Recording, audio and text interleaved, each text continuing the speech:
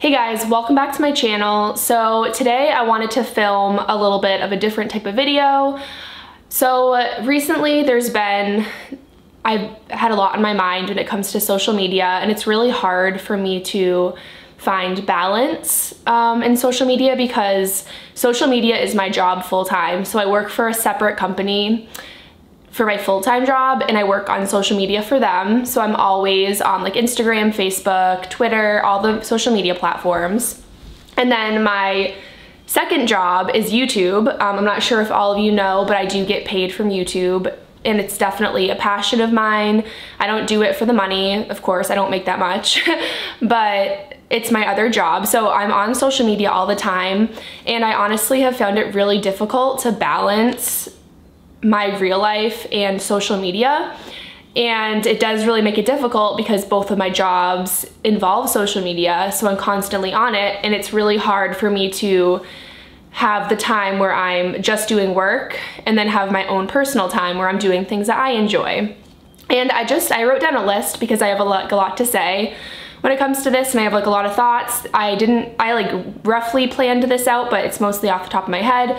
So I'll talk about the positive first. So social media has really influenced me in a positive way because it connects me with people. I'm able to meet people in the plant community because I am very passionate about plants.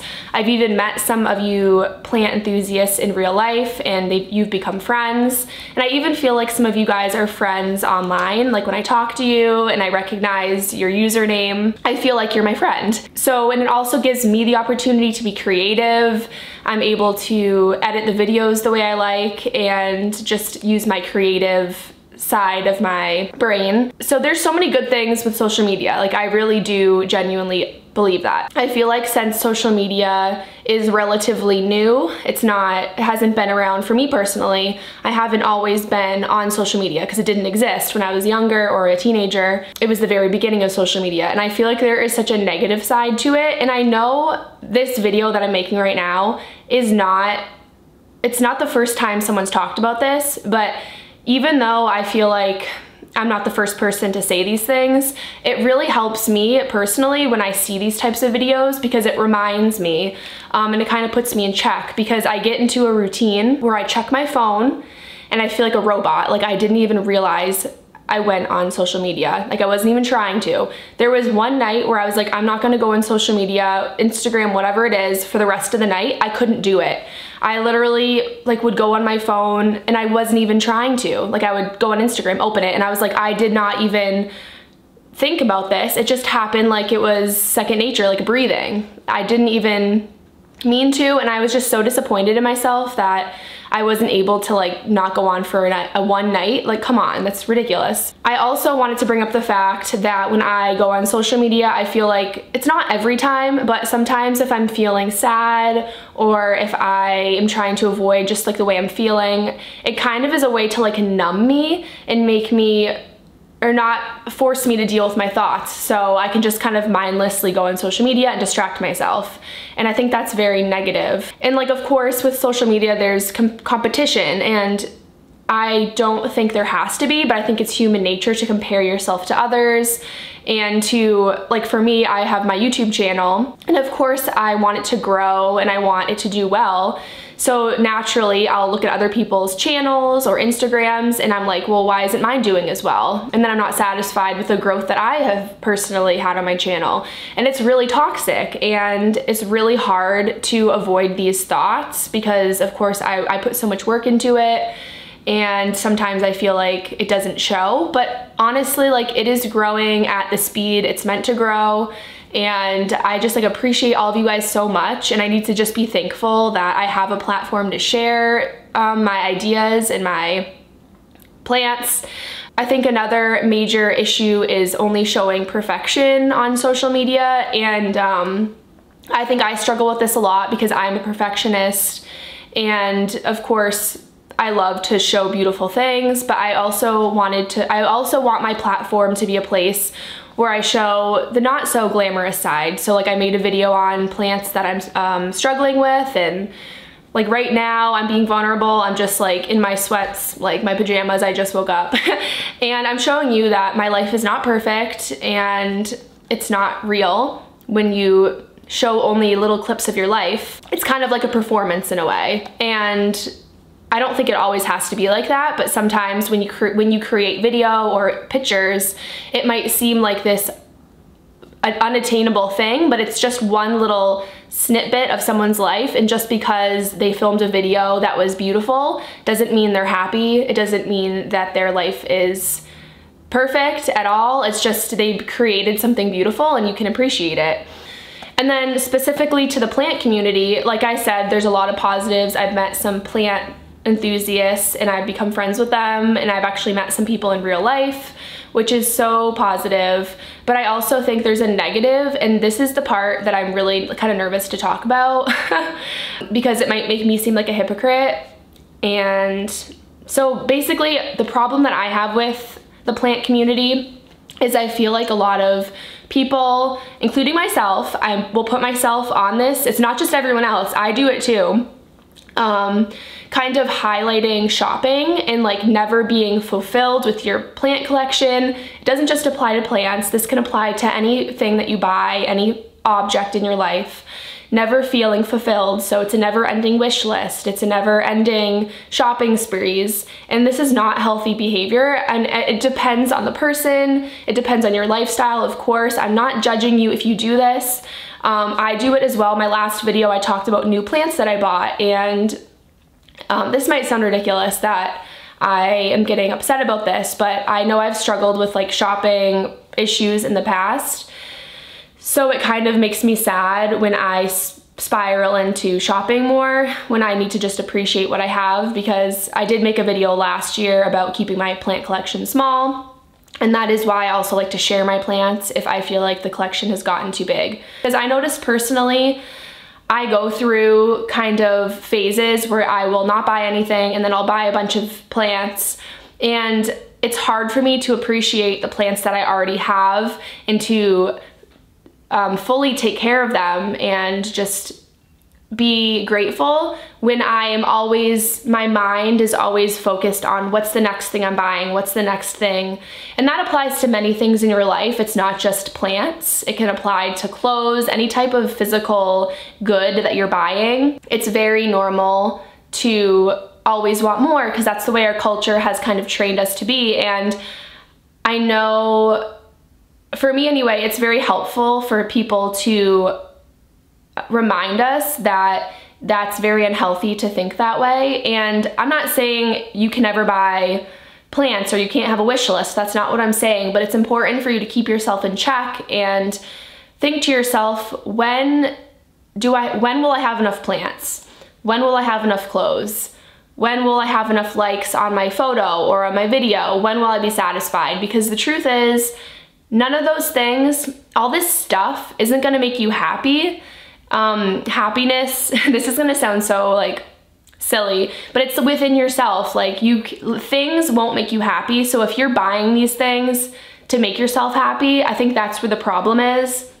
And when it is a never ending, it can be like obsessive when you always want more and more and more. And I struggle with this so much. So like I said, I'm not pointing fingers. I'm not saying that I don't do this. I do it as well.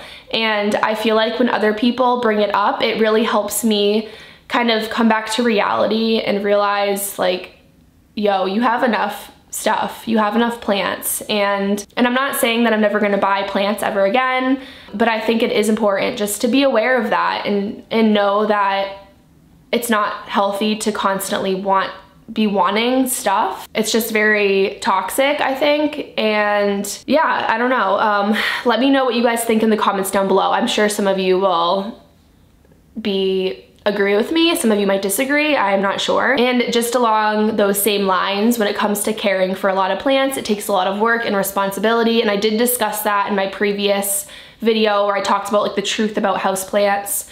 So I don't want to go too much into that, but yeah, caring for plants takes work and you have to kind of schedule your life around it, if you will. So like if you want to go on a 2-week vacation, you have to figure out who's going to water your plants, or like if your plants are going to survive without water for 2 weeks, because some of them won't survive. So it really is like a big responsibility, and financially it adds up. plants can cost a lot of money depending on the type that you buy. So I also just wanted to give some tips on how, if you're feeling the same way that I am, how I deal with it, just because I do spend so much time on social media, like I said, for my job and just personally. So for me, I will consciously like try to stay away from my phone during like certain hours of the day. I will try to go on a walk without my phone, like walk my dog so I'm not checking my phone. So when you're not bringing your phone with you, it allows you to actually be in the present moment and notice little things that you wouldn't notice if you're distracted by your phone. When I'm with my friends and my family, I try my best to not look at my phone. I might text here and there, but I really try to keep my phone away.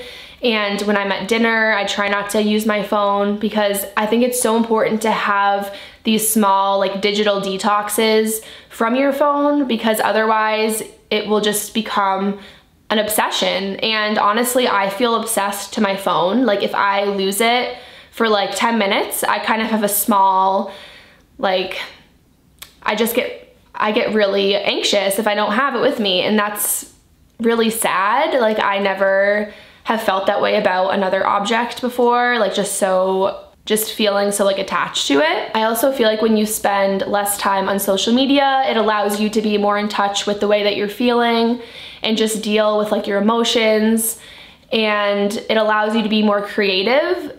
For me it does, because I'm not being influenced by other people. It's just, I can create whatever I want that is true to me and that's what I like, and I think that's really helpful if you're a creative person. And of course social media can inspire you, but I think sometimes it can influence us too much and we're not able to be as true to ourselves when we create things. And I honestly just want to like end this by saying, when I am not on social media, when I'm doing something that is just for me and just I'm experiencing it, I feel so at peace and my anxiety is a lot lower when I'm not on social media.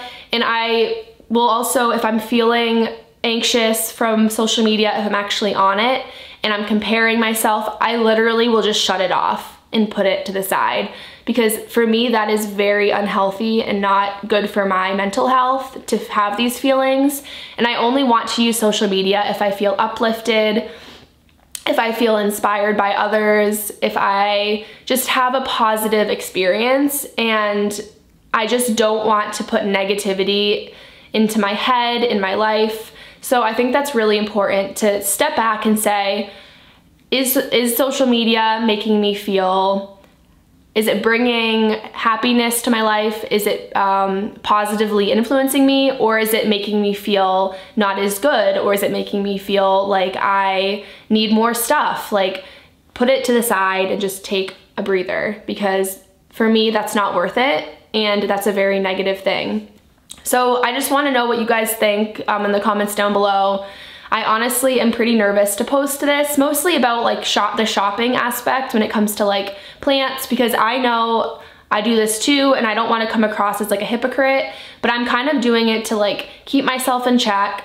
And like I said, I'm not going to stop buying plants completely, but I really am going to try to only buy plants on my wish list that is small. Like it's only a few plants, it's not never ending.